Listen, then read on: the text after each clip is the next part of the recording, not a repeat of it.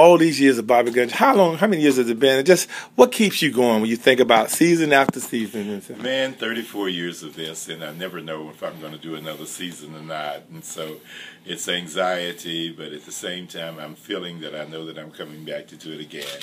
And it's the love of my life. I stopped my other profession to go into this one full time, and it's been immeasurable as the success that has happened as a result of doing Bobby Jones Gospel. You know, I became an ambassador of 2 nations. I've traveled on every continent in this world except Antarctica. I don't quite think I'll make it there, but you know, being on all the other 6 was a wonderful experience to do that. And then, to top it all off, just about every artist in the business of gospel music has come by me. And you can't ask for anything more than that. Do you see yourself almost like, I had to compare it to the Dick Clark of gospel, what Dick Clark did to R&B, because you kind of did that too. I mean, just what has it been when you think about where we're going now in the future? What is your biggest concern, or just are you just welcome it all? I mean, in terms of the future, because you stand in between yesterday and tomorrow. I mean, well, thank you for that. But actually, it's more comparable to me with Soul Train than it was Dick Clark. And because there was a lot of parallels with both of us. He was out doing what he was doing with Soul Train before anybody else hit that kind of mark. Dick Clark had another one, but it was a mixed audience, and Soul Train was basically a black audience. And my gospel has been basically all gospel, with some contemporary Christian scattered in there, here and there, but the base of it was that. I like the mixture. I like the mainstream artists as well to come in and express their desire to give an expression to the Lord.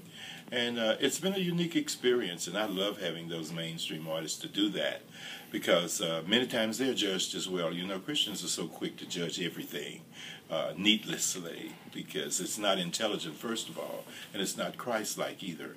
So we bring them in to let them know that these people have a life. They know God, you know, they have a job as well. They make a living, you know, singing music. People can interpret it any way they want to, what they sing, even the words, the lyrics. But having them here makes it equally wonderful. And I guess going into this season, what's ahead for gospel now? Some say, well, it's not like where you had the big cities and the big DJs and everybody knew the same music. It's all over the place. But where do you see the industry headed? And do you see new bright spots, or you have just in the future in terms of the music, traditional? I don't even know what contemporary is anymore. I mean, what are we?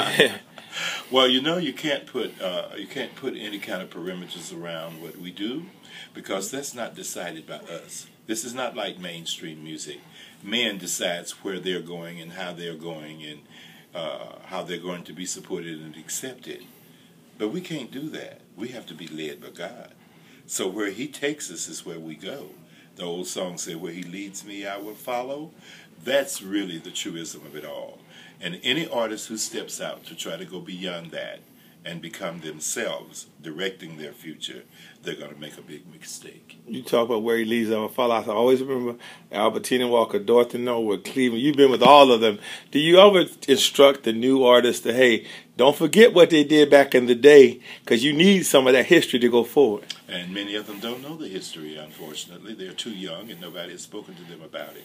So that's why we created the International Gospel Retreat, so that we could keep them abreast as to what we're doing, how we're doing it, and why we're doing it. So we did that for 22 seasons for all the new artists who were coming out. They accepted it and went on. So I stopped a few years ago. It was economically burdensome for me, so I thought I'd let somebody else take that on. And they're having little conventions and things around the country now, which is good. But yes, they need to be reminded of whose shoulders we stand on. And without that, you know, a house without a foundation will tumble. So, you know, wisdom has to come in there.